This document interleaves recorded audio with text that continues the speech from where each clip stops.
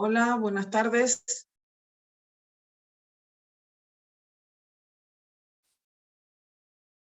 Buenas tardes, profe. Hola, buenas tardes. ¿Qué tal? Bueno, Buenas tardes. bueno, vamos a empezar tempranito, así terminamos tempranito también. ¿Les parece? Bueno, ya sé que están en el régimen virtual ahora con todos los docentes, con todas las clases, con todas las docentes, así que no sé si eso es mejor o peor, pero sé que se morían de frío. Vamos a un tema más lindo de los que, bueno, que me tocó en suerte hablar con ustedes. No sé si les subieron el último, yo tuve un problema en la vista y no pude dar la última clase y les iban a subir el material de esa clase, que de todas maneras era como consecuencia de lo que habíamos hablado de institución y sustitución testamentaria, que tenía que ver con el fideicomiso testamentario y con el derecho de acrecer. ¿Recibieron ese material?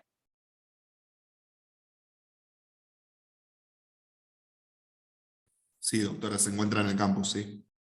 Buenísimo. Entonces les metemos para adelante. Bueno, hoy toca un tema que es mucho más cálido, por lo menos para mí, a lo mejor para ustedes no, y que ya estamos dentro de lo que es la sucesión legal, no testamentaria. Y eso, entonces, como les he dicho tantas veces, comienza un circuito que si uno lo comprende bien en cuanto a principios y normas, resulta como agradable para poder estudiarlo, que es, ¿no?, justamente la sucesión legal. Nosotros ya hemos estado repitiendo que a partir de la muerte se produce en un solo instante múltiples efectos claves para el derecho sucesorio, entre ellos la apertura y la transmisión que se produce en un mismo instante, en el mismo momento del fallecimiento. Y también la adquisición de la herencia, o sea, la posesión de la herencia para determinados herederos, cuáles son los legitimarios, o sea, los famosos herederos forzosos. Bueno, en apariencia, esta construcción jurídica que viene desde tiempos inmemoriales y que tiene que ver con qué doctrina es la que el derecho argentino introdujo para el derecho sucesorio, si es la teoría de la ficción o si es la teoría de los bienes, y entonces eso también tiene que ver con la unidad o pluralidad sucesoria, en definitiva la concentración por parte del Estado en su interés respecto del patrimonio. Siempre giró sobre esto en un derecho rígido, en un derecho estático, en un derecho que, como decíamos en la última clase, y yo el sábado a la mañana tuve que dar clase en otra instancia, pero repetía lo mismo, nació por lo menos en el 700 antes de Cristo, ¿no? Cuando los pretores tuvieron que organizar y decir el derecho frente a las necesidades que este imperio naciente tenía luego de la República, ¿no? De decir, bueno, había que expandir ese territorio y para eso había que organizar internamente el derecho ciudadano. Y bueno, y en razón de esto, la sucesión representa un derecho absolutamente estático, un derecho romanista aún, que se ha ido flexibilizando muy lentamente y que en la reforma mantiene este carácter estático, si bien justamente en este tema en el que vamos a ver, que es la aceptación, es el que ha sufrido modificaciones. Lo ha sufrido la legítima, sobre todo en relación a las porciones, ¿no? No tanto al contenido de la legítima, pero digamos, las empresas de familia, la indivisión, la preferencia, este lugar que ocupa el cónyuge y el hijo que haya colaborado con esa empresa familiar y que entonces facilita la indivisión, lo que hace al derecho real de habitación, todos estos son cambios que se van poniendo cada vez más hacia una modificación también del derecho sucesorio en cuanto a su ontología, digamos, a lo que fue esta construcción de este derecho absolutamente rígido que hemos tenido. Bueno, entonces en esto, por eso es muy importante ver cómo se dispara el circuito, y este circuito, por supuesto, se va a disparar, por decirlo de manera muy vulgar, con la muerte de la persona fallecida. Entonces, a partir de la muerte, la ley prevé que el heredero o heredera inmediatamente asume esta calidad sin siquiera saber de la propia muerte. Y ahí es donde uno puede ver en toda su extensión la teoría de la ficción, ¿no? Pasa toda esa universalidad, todo ese patrimonio pasa de cabeza del causante a cabeza de los herederos. Y todo pasa en un solo instante. Y uno dice, bueno, si esto es así, entonces, ¿cómo se ordena? ¿Cómo se liquida? Teniendo en cuenta que la sucesión es un derecho que tiende, que donde vive la liquidación de ese mismo patrimonio, esa universalidad representada por acciones, por derechos, y donde se encuentran todos los bienes, esos bienes no pueden quedar estáticos. Al Estado no le conviene, nunca le convino que el patrimonio, el capital del que se nutre el propio Estado, que quede incólume, quede frisado.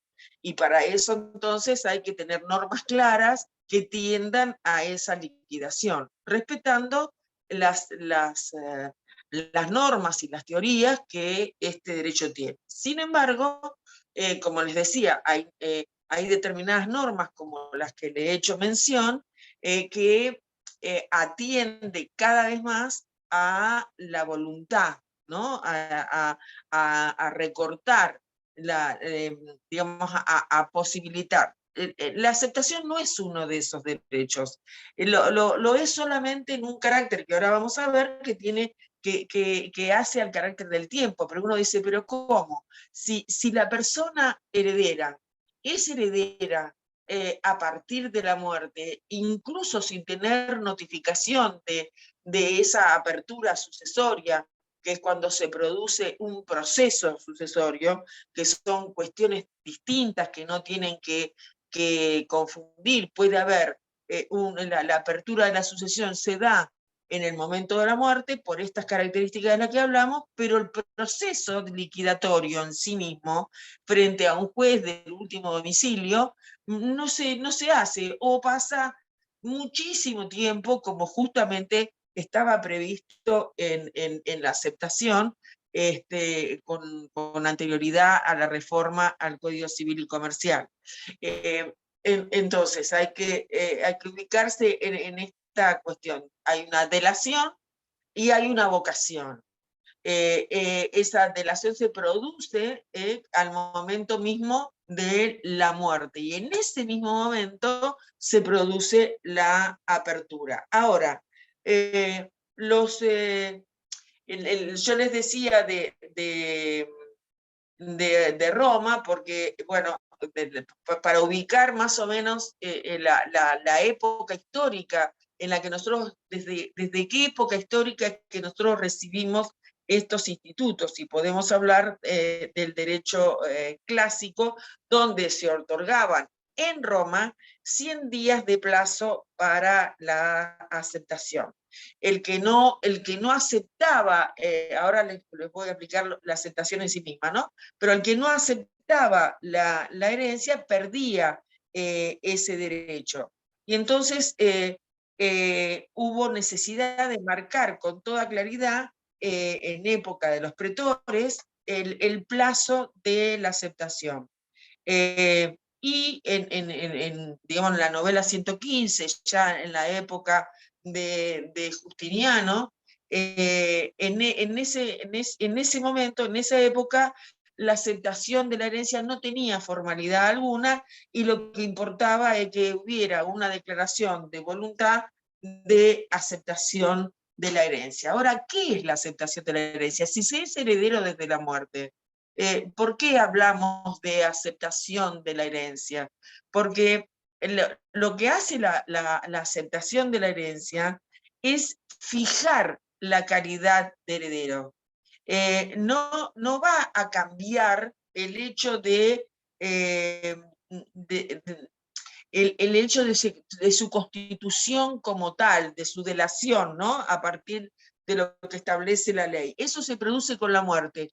Pero después, la persona tiene derecho a fijar esa calidad o no, o a repudiarla. Y esto es lo que implica la aceptación. No tiene que ver con el hecho de ser heredero. Se es heredero a partir de la muerte, en el caso de los herederos forzosos. En el caso de los herederos legítimos, te requieren de una sentencia judicial que los invista en esa calidad de herederos universales. Ambos, como sabemos, los legitimarios tienen esa característica. Lo que sucede es que los legitimarios o forzosos los van a tener de pleno derecho. Pero puede ser que alguno, por una razón personal, no quiera tener esa herencia. Por una razón propia, porque lo persiguen sus propios acreedores, y de ahí vienen muchas cositas que se hacen cuando esto sucede, imagínense, o cuando hay una sucesión que resulta de lo más insolvente, que no le resulta de conveniencia, o que se va a meter a litigar en vez de administrar el capital relicto, y va a tener un sinnúmero de problemas. Entonces, frente a eso, dice, no, yo repudio la herencia, o porque quiere retirar un solo bien, el que le hubiera correspondido, y entonces en lo demás no quiere saber nada de esta vocación al todo.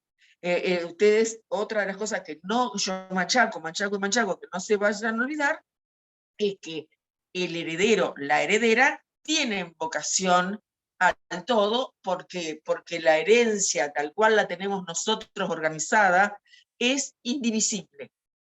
Hay algunos gestitos con la reforma de divisibilidad, pero la herencia y todo el derecho hereditario es indivisible. Por eso la vocación al todo.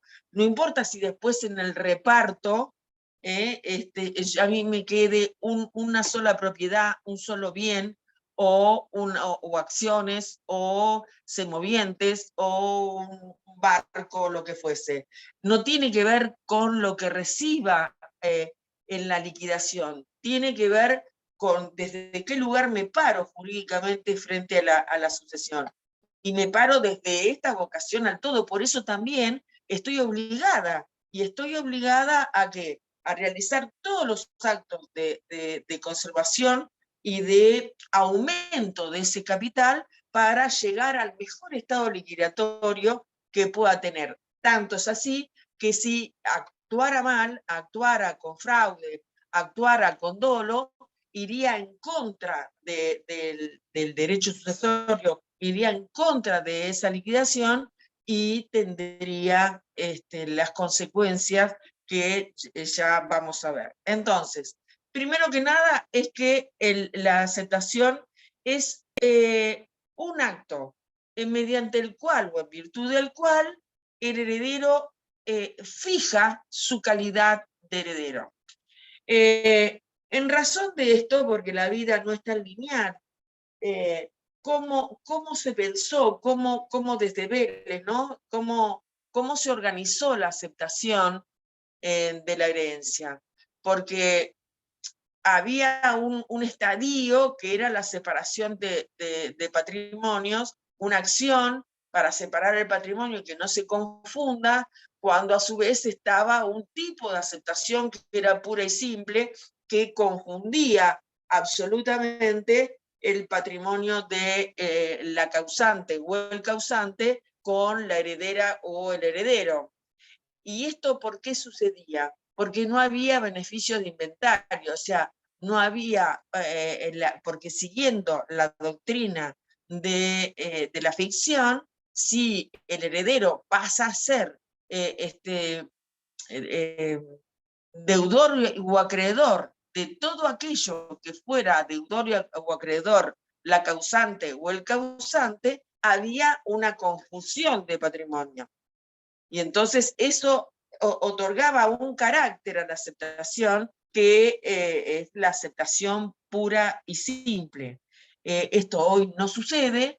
Ya con la reforma de 1968 se estableció el beneficio de inventario, que también acaba de desaparecer por su poca utilidad pragmática, por su poca utilidad dentro del proceso, pero que fue lo que resolvió el límite con el cual el heredero o heredera iba a responder o iba a separar su propio patrimonio del patrimonio sucesorio. ¿Por qué? Porque no le conviene, porque no era justo en relación incluso a los otros, y porque los efectos que tenía la responsabilidad en este caso era una responsabilidad ultra vires, es decir, con todo lo que uno tiene, respondía, al haber confusión de patrimonios, al haber confusión con la persona de la causante o el causante, había también una responsabilidad ultra vires, o sea, por todo. Bueno, esto fue modificándose, primero con la reforma de 1968, realizando el inventario. Ese inventario con el tiempo, que era realizar la facción del inventario, era una obligación legal, que debía ser intimado al cumplimiento con un plazo determinado dentro de los 3 meses después de la apertura del proceso sucesorio, bajo condiciones que establecidas en el Código de Procedimiento. como era tan engorroso y también tan caro, porque hay que pagar al escribano, son actos procesales que además llevan tiempo, en algunas sucesiones de poco monto se utilizó y se utiliza la denuncia de bienes. Con esa denuncia de bienes, habiendo acuerdo entre todas las herederas y los herederos, no había necesidad de hacer un inventario porque estaban demostrados. Estos son los bienes que queremos liquidar. O sea, en una sucesión no va a depender de los herederos y las herederas hasta dónde quieren liquidar o denunciar los bienes para ser liquidados, mejor dicho. Puede ser que se reserven ese condominio hereditario y no lo pongan en un proceso judicial a los fines liquidatorios. También por razones familiares, cuando hay posibilidades de llevarse bien. Las sucesiones tienen siempre un costado de prueba del afecto y de los vínculos familiares, porque las cosas más terribles también se han vivido en la sucesión porque poderoso caballero don dinero, ¿no? Y entonces aparecen los problemas que se tuvieron en la infancia o en la adolescencia o durante la vida, aparecen ante la muerte de aquel que fue el tronco familiar o la persona, ¿no? Sea varón o mujer, que representaba una figura familiar de concentración de vínculos o de situaciones que se vivieron y después entonces se reflejaba en incidentes terribles, en situaciones terribles que se han vivido en las sucesiones.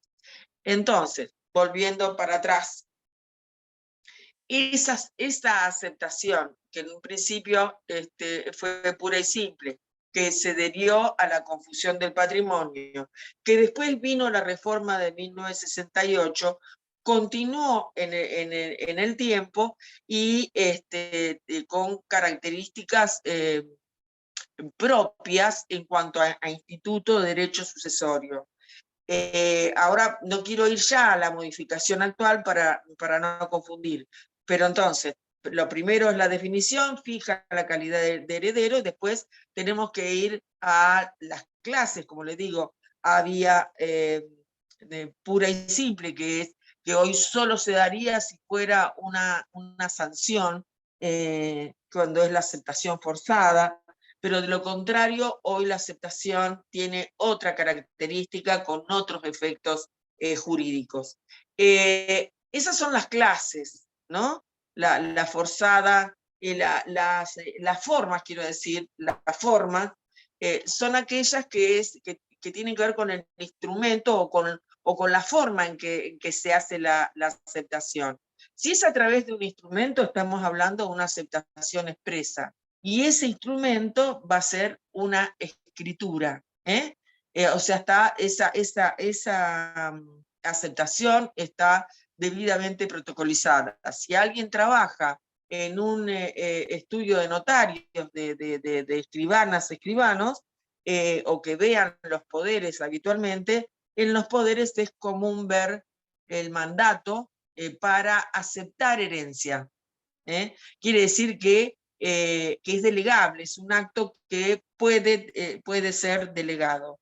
Entonces tenemos la aceptación expresa, la que se hace a través de un instrumento público que tiene caracteres determinados, que ahora vamos a ver si se puede, de qué manera hay que aceptarlo. La aceptación tácita, que también está vinculado con los principios sucesorios, en el sentido de que si el heredero, cualquier heredero o heredera, tiene vocación al todo, entonces pueden actuar a título de dueño o a título de dueña cualquiera de los herederos, y ejercer actos que únicamente puede hacerlo quien era dueño de esos bienes. Quien estaba en posesión de esa sucesión. Y entonces ahí, o sea, actos determinados que implican una aceptación tácita de la herencia. Ahora, después vamos a ver, yo estoy dando los caracteres más importantes que tiene el instituto de la aceptación. ¿Y qué es? ¿Es un hecho jurídico? Y sí, es un hecho si hay una aceptación tácita, porque yo hago cosas que únicamente podía ser la causante o el causante. Yo puedo interrumpir una prescripción, por ejemplo, o hacer actos conservatorios de carácter extraordinario, incluso, vamos a ver si lo podrían hacer, pero en principio sí, ¿no? Únicamente si soy la dueña de ese capital, de lo contrario no lo podría hacer.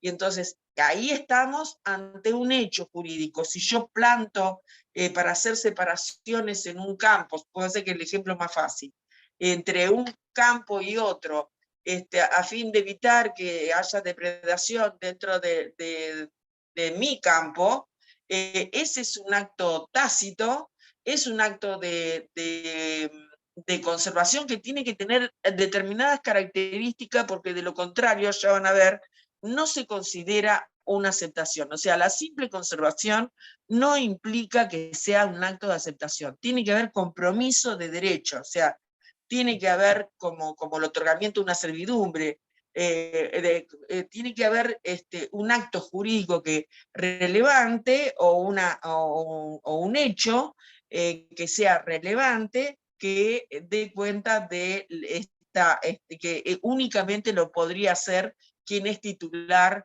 de ese capital relicto. Y esa sería entonces la aceptación, cuando se trata de una aceptación tácita, que estamos hablando de un hecho jurídico. Y es un negocio jurídico cuando expresamente yo acepto esa herencia, lo hago mediante la protocolización de un instrumento escritural que está marcadamente establecido en el artículo 259 del Código Civil y Comercial de la Nación, y está hecha esa aceptación para que, porque yo tengo que firmar contratos, porque tengo que si tuviera personal, porque tengo que gestionar todo lo que haga al hecho de las cargas, de lo que implica tener personal a cargo, al pago de los salarios, a distintas disposiciones que se tuvieran en relación al capital que se tenga, sea poco o sea mucho, sea que lo que hay es un kiosco, como que lo que hay es un gran campo que va a tener que dividirse, o podría ser un planteo que se hicieran los herederos. Entonces, el efecto propio que tiene la aceptación de la herencia es el entablar o el mantener o el tener distintos negocios jurídicos o actos voluntarios que por supuesto sean lícitos.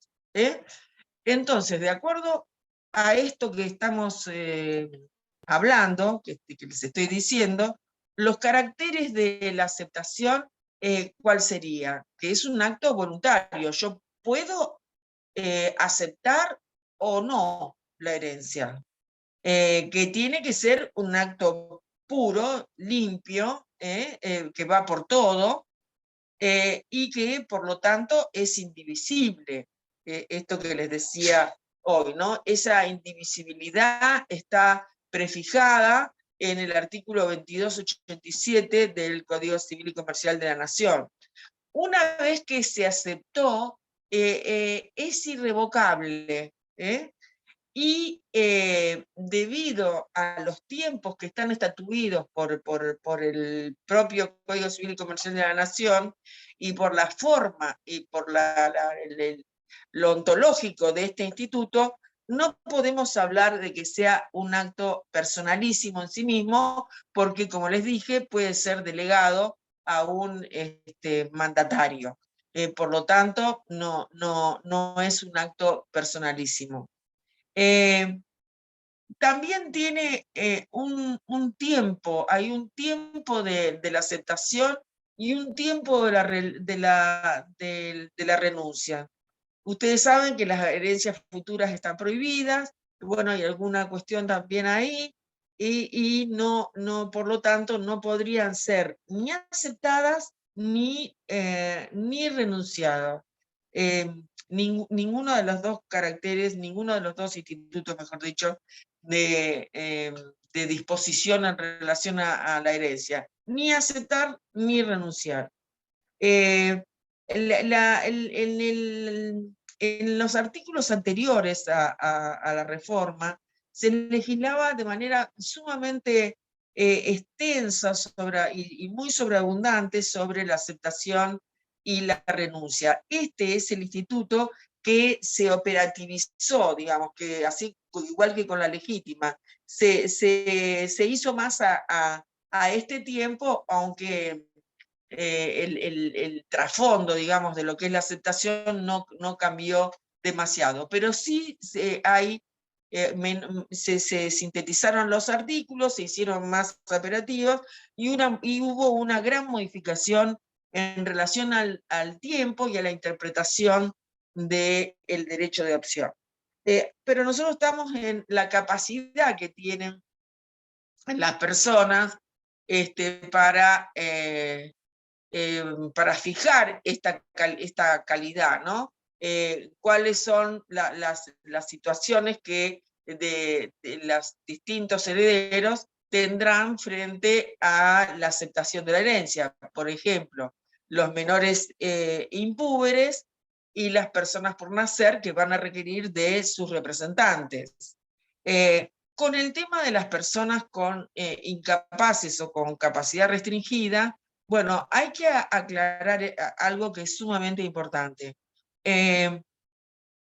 Desgraciadamente arrastramos el error de pensar que la incapacidad persiste en nuestro derecho cuando la reforma de los artículos 31 en adelante, lo que han hecho expresamente es modificar el concepto de capacidad jurídica y erradicar la incapacidad. Lo que hay es una situación muy particular que está discutida en el mundo respecto de la incapacidad, que nosotros lo tenemos en el artículo 32 sin fine, que es aquellas personas que se encuentran en estado de coma o aquellas personas que de ninguna manera puedan darse a entender ni interactuar con el entorno y que los sistemas de apoyo hayan fracasado. Desde otras latitudes y desde otros ordenamientos que incluso hemos intervenido y hemos acompañado en sus procesos, este tampoco es un supuesto de incapacidad, sino que es el famoso caso que tuvimos nosotros al momento de la reforma del Código Civil y Comercial de la Nación con el caso Cerati. Que ante cualquier cosa que anteponíamos los más convencionalistas, por decirlo de una manera, nos decía, ¿y qué pasa con los casos de Cerati? ¿Cómo vas a reconocer la capacidad jurídica de una persona que se encuentra en estado de coma? El concepto que se tiene en materia de capacidad jurídica a partir de la Convención de los Derechos de las Personas con Discapacidad es que la capacidad como derecho trasciende, es un derecho fundamental, no es binaria, y se separa del acto. Entonces el acto puede tener un efecto sustitutivo para administrar los bienes, pero no afecta la capacidad como derecho fundamental. Bueno, habría que dar toda una clase de capacidad jurídica, que no es el supuesto, pero sí por lo menos decirles que para aceptar un acto jurídico como que es la herencia, cuando habla acá con capacidad restringida, pareciera que estuviera hablando de una nueva forma de incapacidad, y en realidad no es así. La reforma lo que trajo, lo que estableció fue el principio de capacidad jurídica. La presunción general del ejercicio de la capacidad jurídica se presume aun cuando una persona se encuentre en un establecimiento asistencial. Eso dice el artículo 31 del Código Civil y Comercial. Quiere decir, y después el 32 dice, el juez o la jueza podrá restringir, y la gran macana fue con ese término, podrá restringir la capacidad de una persona designándole apoyo cuando de su pleno ejercicio le pudiera significar una situación de exposición, de vulnerabilidad, de riesgo para sí o frente a los terceros. En estos días que se dicen tantas barbaridades, estaría bueno que ustedes tuvieran una concepción convencional y de acuerdo al Código Civil y de acuerdo también a la Ley de Salud Mental en relación a la presunción general respecto del ejercicio de la capacidad jurídica. Entonces el juez y la jueza podrá designarle apoyos frente a la toma de decisión. Quiere decir con esto que lo que dice para aceptar una herencia, yo tengo que tener esa conducta, esa acción, ese derecho, lo tengo que tenerlo dispuesto en un proceso, en todo caso, que establezca que es una toma de decisiones con apoyo. Y tiene que estar con toda claridad que lo que llamamos restringir, se refiere a ese acto. Supongamos que, bueno, que vamos a aceptar que la restricción implica imposibilidad, implica una forma de incapacidad, que no es cierto, no es ese el caso, no fue el espíritu de la reforma, pero supongamos que sí lo es, que la persona estuviera con una restricción para aceptar una herencia. Lo tiene que decir expresamente la sentencia, porque hoy la reforma no es que una persona es declarada con una capacidad restringida para todos los actos de la vida, sino que en la sentencia debe de establecerse específicamente si es que no puede aceptar solo la herencia o renunciarla, y requiere de un sistema de apoyo que no necesariamente tiene derecho de representación, que no necesariamente es sustitutiva y que no necesariamente es tutelar.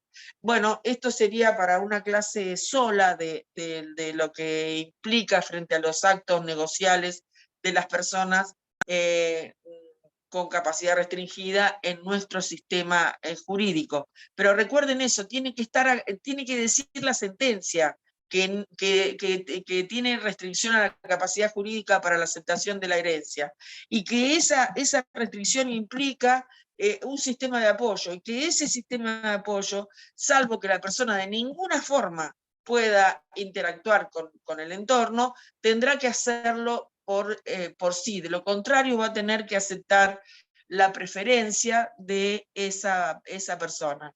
Siendo jueza, me tocó sentenciar justamente en un supuesto de herencia, donde siendo la preferencia un constructo de derecho que incorpora nuestro Código Civil a la luz de la observación general número 1 y a la luz de la Convención de los Derechos de las Personas con Discapacidad,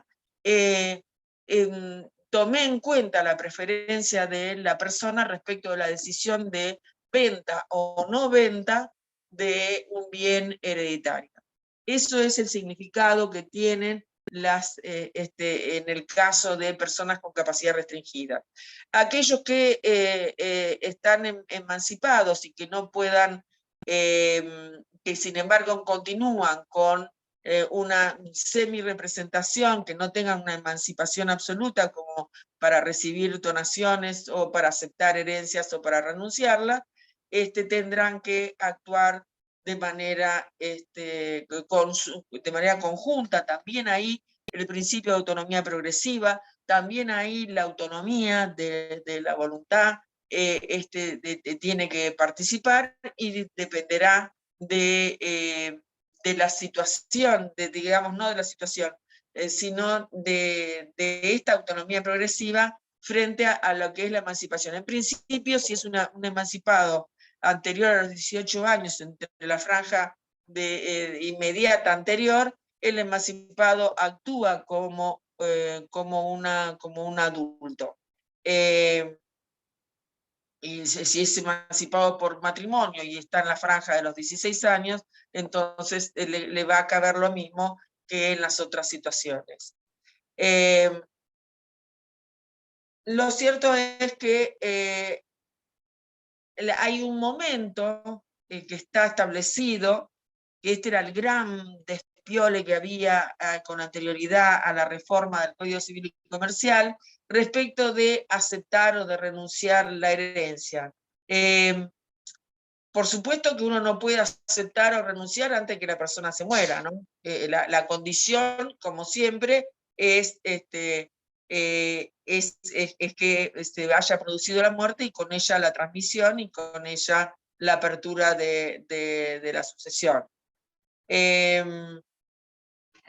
No, como dijimos, tampoco puede haber aceptación de herencia futura, ni tampoco puede serlo respecto de ningún contrato que estuviera implicado en estas características, ni tampoco por derechos hereditarios eventuales.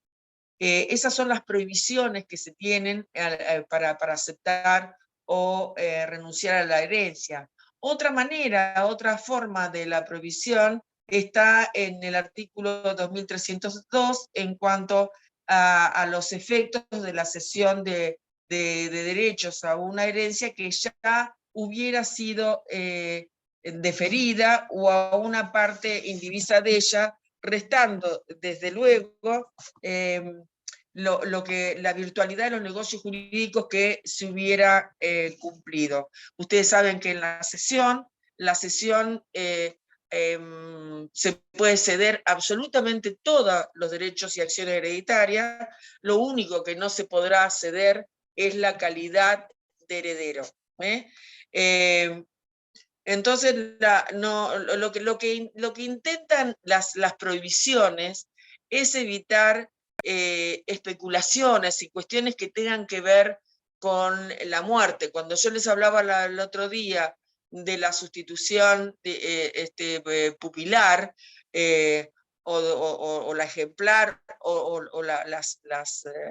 las otras sustituciones que involucran la posibilidad condicional de la muerte del heredero que se designa como sustituto, o sea, de darle el heredero al heredero, es porque es absolutamente peligroso, es como los testamentos correspectivos o conjuntos, es decir, yo testo a favor tuyo si vos testás a favor mío, y entonces sabemos que la confiabilidad de la condición humana es relativa, y no hay que propiciar ni especulaciones, ni hipótesis donde pueda estar involucrada la muerte de una persona. Entonces, este principio ustedes lo van a poder estudiar dentro de lo que es la aceptación o la repudiación de la herencia futura, es dentro de lo que estudien con el artículo 2277. Para esto, en el 2277 se exige la apertura de la sucesión y una muerte real, no presunta bueno, me expresé mal, real o presunta, ¿no? Porque la ausencia con presunción de fallecimiento. No hay, no hay un sucesor mortis causa, ni se es titular de derecho alguna bajo otra forma de llamado que no sea el que está establecido de manera absolutamente clara en el código. Eso sí, tienen libertad los herederos para aceptar o renunciar a la herencia. Entonces, todo heredero puede aceptar esa herencia que le fue deferida o renunciarlo. ¿Cuál es la condición, de acuerdo a lo que venimos hablando? La condición es que no va a poder ser en parte. No es que yo acepto esto, pero en lo demás renuncio. No quiere decir, no puede estar sujeto ni a ninguna modalidad, ni puede existir una opción. Si renuncia, renuncia por el todo; si acepta, acepta por el todo, y las modalidades o condiciones que estuvieran escritas se tendrán por no hechas. Lo que sí hay que tener en cuenta es que la aceptación es un acto voluntario, es un acto voluntario que nadie puede ser obligado a aceptar o a renunciar de una herencia. Por otra parte, el 2289 establece, y nos vamos acercando al derecho de adopción, el momento, o sea, uno tiene obligación de aceptar la herencia, así, por ejemplo, a través de una escritura, de un poder, tiene la obligación de hacerlo, o puede dejar que transcurra el tiempo. En principio, la respuesta es que puede dejar que transcurra el tiempo. ¿Hasta dónde? ¿No? Lo que ahora vamos a ver del 2289 es que, porque puede haber un heredero que esté con la boca abierta esperando por esa herencia, y a lo mejor es un heredero que no es de mejor derecho, pero el que es de mejor derecho no termina nunca ni de aceptar ni de renunciar. Entonces, podría otro heredero solicitar judicialmente, en un plazo que está establecido en la norma, que de un mínimo de un mes, y que no sea mayor a 3 meses, para que establezca mediante justa causa si acepta o si renuncia a la herencia. ¿Qué pasa si no contestó a ese plazo? Dejó pasar los 3 meses y no hubo una aceptación o una renuncia. Se lo va a tener por aceptante. Hay un tiempo para el inicio de la sucesión como proceso, y en el que se puede acoger para aceptar la herencia también, que son los 9 días, lo que se conocía como los 9 días de llanto y luto, ¿no? Es decir, en los 9 días posteriores a la muerte de la persona, no se obliga, ni se intima, por una cuestión de solidaridad humana, frente a la angustia, frente al duelo y frente al dolor, para que acepte o renuncia a la herencia. Si el heredero fuera instituido bajo una condición suspensiva, esa intimación solo se va a poder hacer una vez que se encuentre cumplida la condición. Ahora bien, nosotros teníamos mucho lío con el derecho de opción, este derecho de aceptar o de renunciar a la herencia, porque nuestro derecho no impone ninguna condición, ninguna condición, sino que posibilita que exista un llamado de la herencia cuando no ha sido notificado. Para eso está la publicación de edictos que llama a la herencia a aquellos que tengan, que consideren que tienen herederos y acreedores, dicen los edictos, ¿no? En el diario de mayor circulación y en el boletín oficial. Ese es un llamado para que voluntariamente acepte o repudie esa condición de heredero. El 2337 establece las condiciones y dice que si la sucesión se diera entre ascendientes, descendientes y cónyuges que tienen esta calidad de ser herederos forzosos, el heredero va a quedar, como les dije, investido de esta calidad desde el día mismo de la muerte, sin ninguna intervención de juez alguno, de jueza alguna, respecto de esta apertura. Y esto es muy importante porque expresamente lo dice, aunque ignorara el llamado a la sucesión, y es un poco, hace una pequeña diferencia en relación al código derogado. Bueno, ¿qué características tiene la aceptación?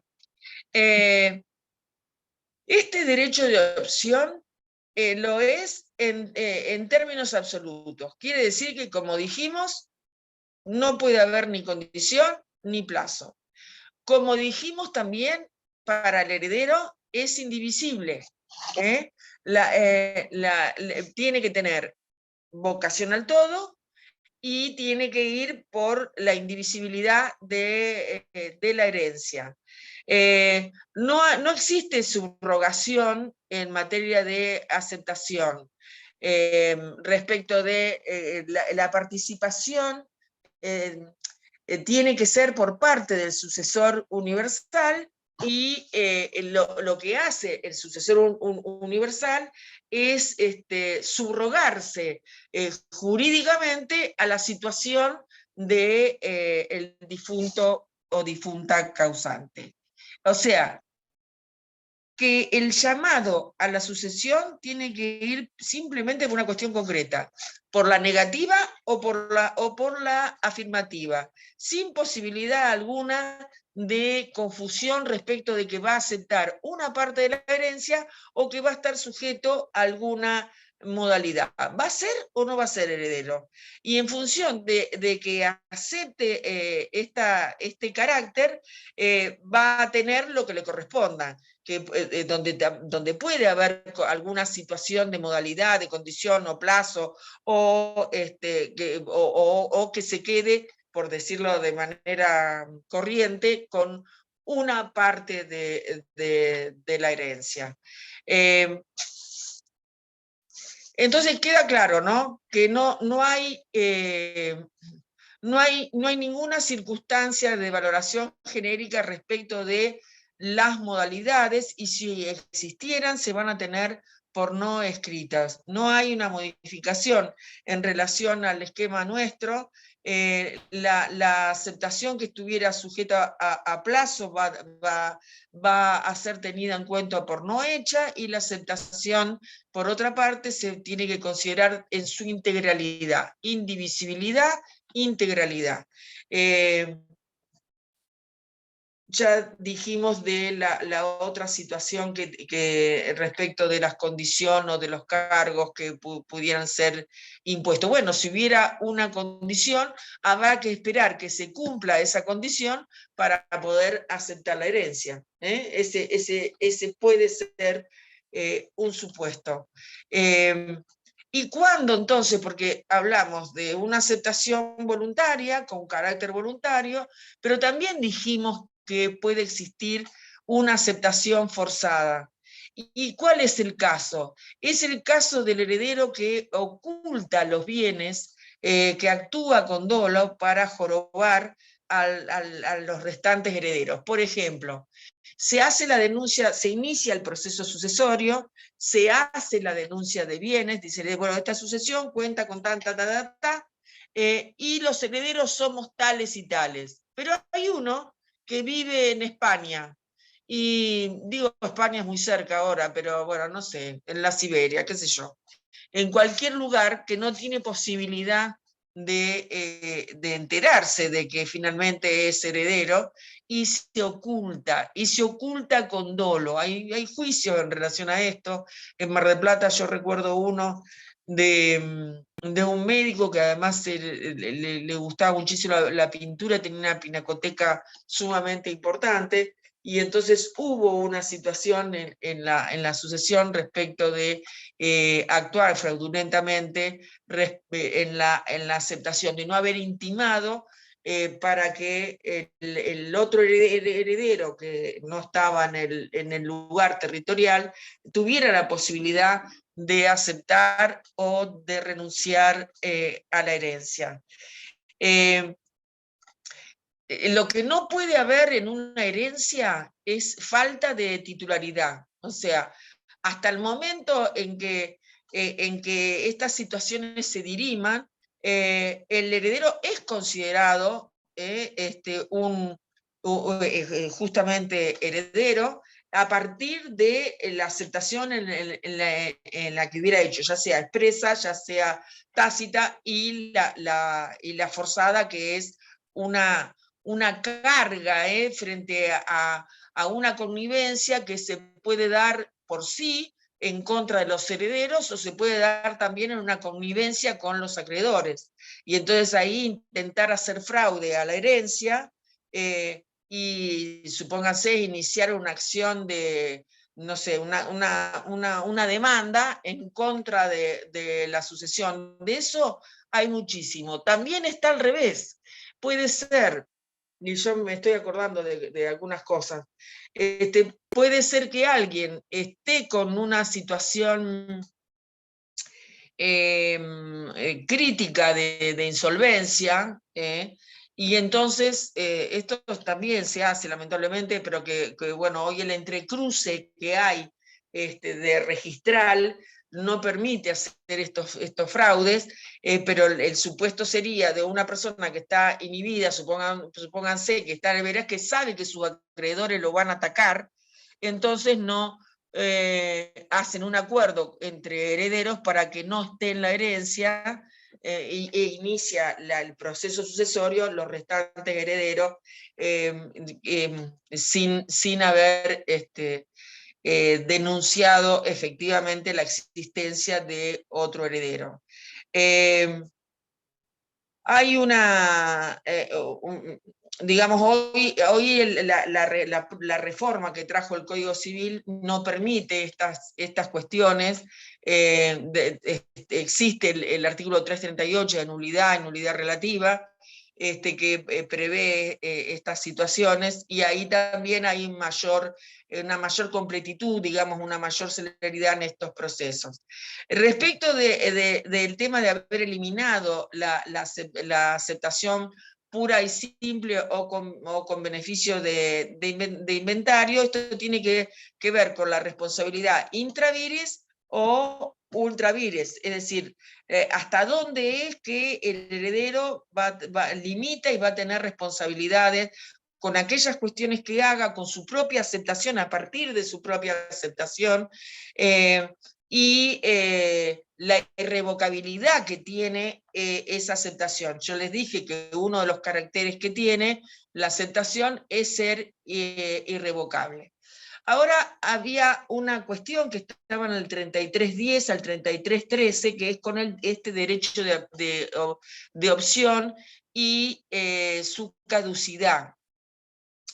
El artículo 3313 establecía 20 años de tiempo para aceptar o renunciar a la herencia. Los 20 años, de alguna manera, eran los 20 años de la prescripción, pero no dejaban claro, los sometía ese tiempo, esos 20 años, de acuerdo a la conducta del heredero. Es decir, si la casa estaba ocupada por quien no tenía un mejor derecho y transcurría el tiempo de los 20 años, se entendía que el heredero había renunciado a la herencia. Si por el contrario pasaban los 20 años y nunca había ocupado la heredad, pero no había hecho ningún otro acto, pero no había una interferencia dominial, una interferencia respecto de la posesión de esa herencia, se entendía que era aceptante.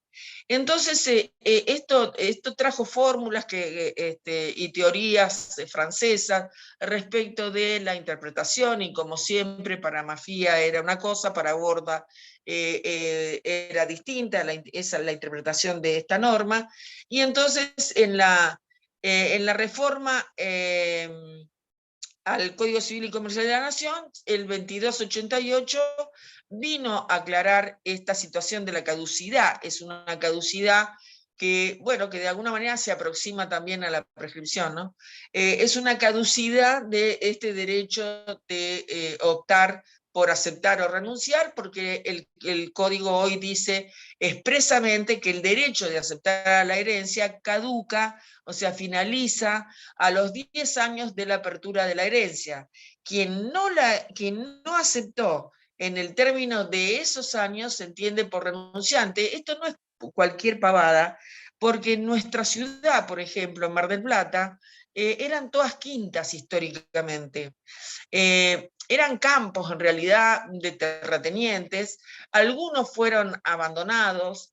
Eso hizo a una división de la tierra y a cómo se gestó la propiedad en nuestra ciudad, y la aceptación o el hecho de saber si se tenía algún derecho hereditario sobre un predio es de suma importancia, y que esté establecido con claridad cuál es el tiempo que existe para que alguien no haga uso de ese derecho, ¿no? Entonces, por eso es que la norma vino a poner un punto sobre las IES y a decir y a establecer una caducidad absolutamente clara, que es a los 10 años. Todos los plazos se han acortado, y en el caso del derecho de opción se acortó a la mitad de lo que estaba establecido. Estaban establecidos los 20 años y bueno, y ahora son 10. O sea que el plazo para el ejercicio del derecho de opción y la naturaleza que tiene este plazo, que como les decía, es de carácter de un negocio jurídico o de un hecho jurídico, reflexiona sobre el derecho de optar por aceptar la herencia y consolida el llamamiento que la propia ley produce respecto de algunos herederos. Caduca entonces a los 10 años de la apertura de la sucesión, eso recuérdenlo, y el que no ejerce ese derecho durante esos 10 años se lo va a entender como renunciante. La fuente de que puede tener eso, que estuvo a punto de ser código, es el código de 1998, el llamado código de Alterini, ¿no? Lo cierto es que este tiempo entre la caducidad y la prescripción no tiene posibilidad de suspenderse ni de interrumpirse.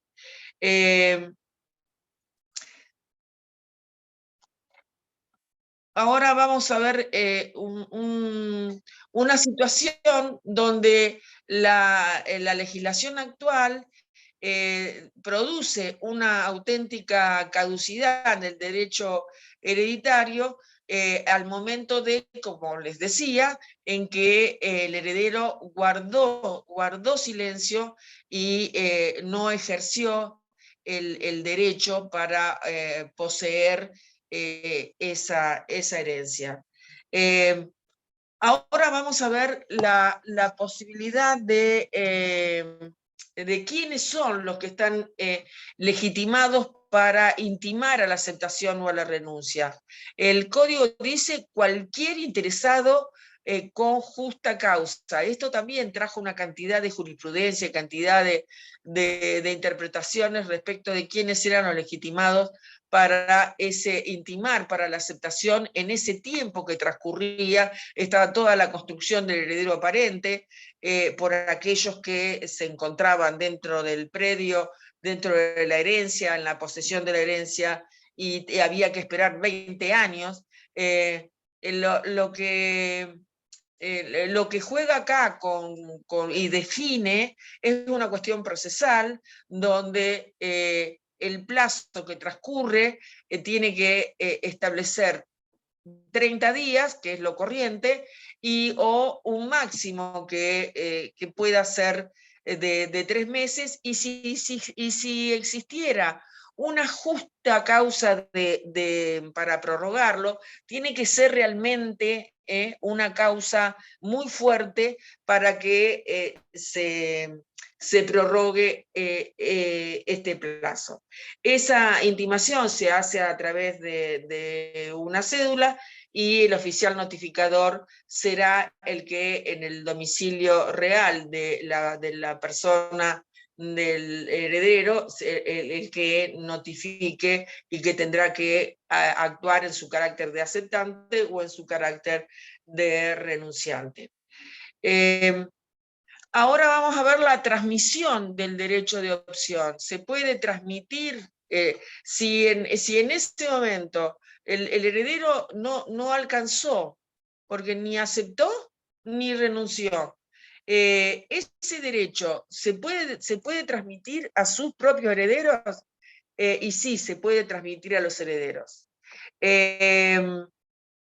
Si estos no se pusieran de acuerdo en aceptar o renunciar la herencia deferida a quien es a su vez su propio causante, los que sí aceptan adquieren la totalidad de todos los derechos y obligaciones que le hubieran correspondido al causante, que no tuvo o el tiempo o la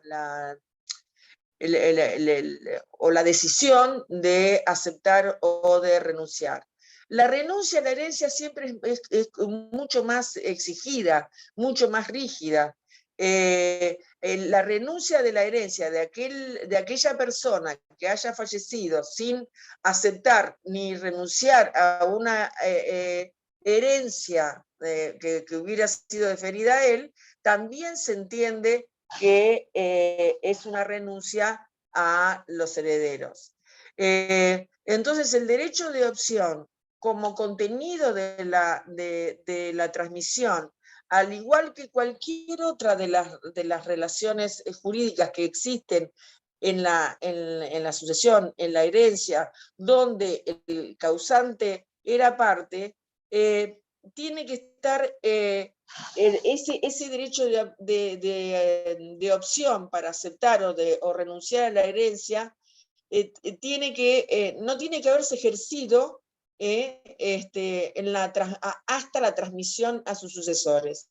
Es decir, el derecho que tenía el causante se inscribe dentro de un conjunto de derechos de contenido patrimonial transmisible que también pasan a formar parte de la herencia, y por esa razón es que sus herederos pueden ejercer el derecho de aceptar o de renunciar a la herencia. Es decir, que el efecto natural que esto tiene es que el ejercicio del derecho de opción, una vez que se ha realizado, va a tener efecto retroactivo a la apertura de la sucesión. Esto es importantísimo, porque quiere decir que camina, vuelve al tiempo de la muerte. A ver, ¿cuáles son las consecuencias que le trae al heredero? Y así tenemos que el heredero que acepta aproveche todos los beneficios venidos de la herencia desde que la sucesión se abrió, y va a soportar, como dijimos, si es acreedor y deudor de todo lo que el causante o la causante era acreedor o deudor, va a soportar también todas las pérdidas. Le van a pertenecer todos los frutos y todas las rentas que hubiera heredado, tal como si hubiera aceptado la herencia en el momento en que la sucesión se abrió. Estamos hablando del derecho de opción, ¿no? va a tomar la sucesión tal como estaba en el día de la apertura, con sus cargas y con todos los beneficios. ¿Cuál es el día de la apertura? Es el día de la muerte. Y después, todas las renuncias que hubiera en el sucesorio, hay sucesiones de multiplicidad de personas, todas las renuncias que se produzcan en la sucesión van a ser aprovechadas por los herederos en el intervalo de tiempo que corre desde la aceptación, desde su aceptación, retrotraída al día de la apertura de la sucesión. Aun cuando el heredero, otra vez remarco esto, por favor, aun cuando el heredero no sea llamado a la sucesión, sino que fuera llamado el lugar por un heredero más próximo que renunció, o sea, que viene a ocupar el lugar del que hubiera renunciado, el efecto de una aceptación que haga va a remontar siempre a la apertura de la sucesión. O sea, que los distintos puntos que establece la herencia no se van a modificar por las situaciones subjetivas que vivan los herederos, como en el caso de que no haya aceptado y hubiera muerto de manera anticipada. La herencia es incólume y en ese sentido hay que... todo el ordenamiento tiende a proteger el acervo hereditario. Entonces, las prescripciones, las renuncias, los allanamientos, aprovechan siempre a favor de la sucesión. Dijimos, hoy hablamos de la forma, ya vamos a ir redondeando, que tiene que ver con la aceptación de la herencia. Dijimos que había tácita y que había pura y simple y que había también forzada. Dijimos también que eso dependía de la responsabilidad ultravires o intravires que tuviera de acuerdo al tipo de aceptación que se hiciera. Ahora vamos a ver cuándo pasa eso, ¿no? Cuándo hay una aceptación tácita de la herencia, porque si no queda como suelto. Antes había 8.000 artículos que establecían cuándo la herencia se aceptaba de manera tácita. Ahora también está establecido, pero con mucha mayor claridad. La forma tácita reconoce dos situaciones, o sea, dos requisitos. Uno, que es que necesariamente tiene que haber una intención de aceptar, y el otro es que el hecho objetivo es que no hubiera podido hacerlo si no hubiera sido heredero. Entonces hay un elemento de animus y hay un elemento de facto en que esto solo lo puede hacer el heredero. Entonces, eso es lo que dispuso que se reformulara el tema de la aceptación con otras disquisiciones que existían respecto del heredero presuntivo que había ejecutado un acto que creía o que podía tener derecho a ejecutar y que de todas maneras no se podía juzgar como aceptación. Ahora tiene que estar más que clara. Y entonces vamos a ver los actos que implican la aceptación. ¿Qué actos implican la aceptación de la herencia? Que uno inicie un juicio sucesorio del causante o la presentación en un juicio que el causante hubiera tenido o que él tiene que hacer. El tema acá es el siguiente. La norma establece esto, como que no necesitara de nada, ¿no? En principio sería, bueno, la sola calidad de heredero a mí me permite hacer todo esto. En la práctica y en la vida se necesita de un título de acreditación, porque hoy todo lo que mueve a los bienes tiene que estar registrado, requiere de un título anterior, y por eso es que aunque los herederos forzosos no necesitaran y tuvieran ya este carácter, y la aceptación entonces fuera estrictamente tácita, al momento de tener que hacer un acto jurídico que le implique la circulación de los bienes, le van a pedir la declaratoria de herederos. Esto es así, esto es registral, y entonces esto también hay que tener en cuenta. El derecho, el contenido del derecho hace que decir, bueno, cualquier acto que haga el heredero respecto, por ejemplo, de empezar un juicio, eso solo implica que estoy aceptando la herencia. También podría ser un heredero aparente el que inicie la herencia, y ahí entonces es otra la disquisición jurídica. Pero respecto de la aceptación, el hecho de iniciar un proceso sucesorio implica que yo voy por el todo, acepto todo, y ya tengo esa calidad de heredero. De la misma manera en que si hay una disposición a título gratuito o a título oneroso, acá en los alrededores nuestros de Mar del Plata hay mucha, como les decía, mucha quinta, mucho campo o chacra, mejor dicho, que se renta para la soja o para pastoreo, para los animales. Y esto muchas veces las personas fallecen en el camino, los titulares, y sus herederos continúan haciendo esas operaciones. Y rentan y cobran, es un acto de disposición a título oneroso o gratuito si venden, ¿no? Si venden, por ejemplo, que tuvieran la soja y vendieran la soja, o que fueran animales y vendieran los animales. Eso únicamente lo podría hacer el dueño, únicamente lo puede hacer el heredero, porque únicamente lo podía hacer el causante. Por lo tanto, es un acto que implica una aceptación tácita de la herencia. En este caso sí sucede.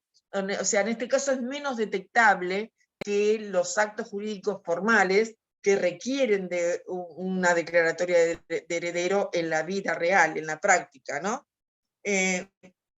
También la ocupación o la habitación de inmuebles de los que el causante o la causante eran dueños o tenían rentados, después de que transcurre un año del fallecimiento, eso implica una aceptación tácita. Supóngase, un letrado fallece, deja el estudio, deja una propiedad colindante con el estudio, y después de un tiempo, lógicamente, los herederos se hacen cargo de esa propiedad, viven en la propiedad y realizan actos de disposición en esa propiedad.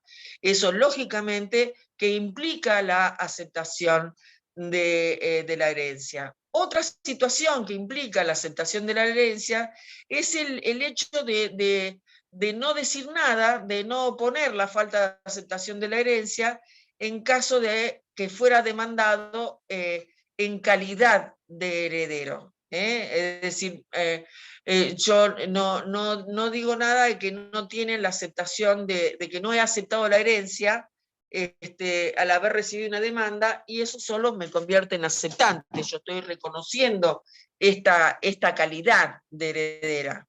El otro supuesto es la cesión de los derechos hereditarios, ya sea que fuera a título oneroso o a título gratuito. Únicamente va a poder ceder acciones y derechos a aquel que tenga la calidad de heredero o heredera. No lo puede hacer otro, y que tenga una vocación por el todo. Renunciar a la herencia en favor de otro heredero, yo renuncio a la herencia en favor de un hermano o hermana, aunque esa renuncia sea gratuita, eso solamente lo puedo hacer si soy heredera, no lo puedo hacer desde otro lugar. Si por otra parte, condiciono renunciar, pero pido precio, aunque ese precio después yo lo prorraté en favor de los demás herederos, en este caso únicamente lo puedo hacer si tengo esta condición de heredera. Esos son los supuestos de aceptación tácita de la herencia. La expresa es bien sacramental, está hecha ante escribano, tiene esa característica entonces y los efectos propios de la aceptación en cuanto a todos los actos emergentes posteriores a eso, ¿no? Tanto la aceptación como la renuncia. El caso de la aceptación forzada, que como les dije, es aquel que ocultó o que ocultó a otro coheredero o que sustrajo bienes o que los vendió o que los escondió, y entonces en ese caso perdió el derecho de renunciar. Va a decir, no, si vos sos tan vivo, si cometés fraude, si especulás, si actuás con dolo, no tenés derecho a la renuncia. Y entonces va a tener también una responsabilidad ilimitada respecto de ese objeto que ocultó o que vendió, y sobre todo, o en el supuesto de que quiera restituirlo, pero ya no puede restituir el bien, siempre va a deber el valor a la masa, acuérdense, ¿no? Lo que decíamos, la masa tiene que estar incólume, entonces ahí hay que integrar con el valor de las cosas y va a deber siempre el precio cuando es por culpa del accionar del heredero. Los actos que no implican la aceptación son los que les decía hoy, que son aquellos actos que son puramente conservatorios. Bueno, también tiene sus bemoles en la vida real, ¿no? Son esos actos que uno va a cortar el pasto en la casa de al lado, y bueno, ahí hay otros intereses. Los actos puramente conservatorios a veces se hacen con intención de poseer y comenzar a prescribir. Esto es muy común que se haga. En algunos supuestos se han logrado con éxito, la mayor parte de los casos no. Hay mucha implicancia jurídica respecto de hacer esas cosas, de hacer actos meramente posesorios para poder adquirir el bien posteriormente, pero lo cierto es que en materia sucesoria, los actos que se realicen, que son nada más que para conservar el bien, como esto que les digo de podar los árboles, cortar el pasto, no implican la aceptación de la herencia, tampoco implican la aceptación de la herencia que se paguen los gastos de la enfermedad, de la última enfermedad que tuviera la persona, o los gastos funerarios, ni los impuestos. Hay también con los impuestos hay todo un imaginario social en relación a que si pagan los impuestos se van a quedar con la casa. Esto sucede siempre, que tiene que ver más con la prescripción adquisitiva y que no es el único medio de prueba que se tiene para la usucapión, así que tampoco eso es así, pero hay un imaginario en relación a esto. Lo cierto es que, imagínense que si no implica un acto de aceptación tácita de la herencia, mucho menos va a tener otros efectos jurídicos, lo mismo que repartirse la ropa que hubiera quedado de la persona, documentos o aquellas cosas que son bienes personalísimos, ¿no? Como diplomas o cosas que tengan un valor afectivo. No implican de por sí la aceptación de la herencia.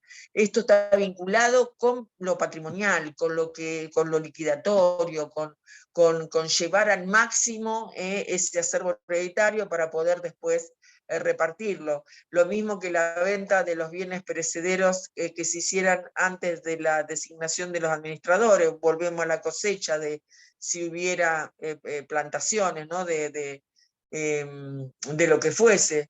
Y si a ese dinero se le dio un precio distinto del destino del que hubiera dado el administrador. Entonces, si no se puede encontrar a quien compró, si hay una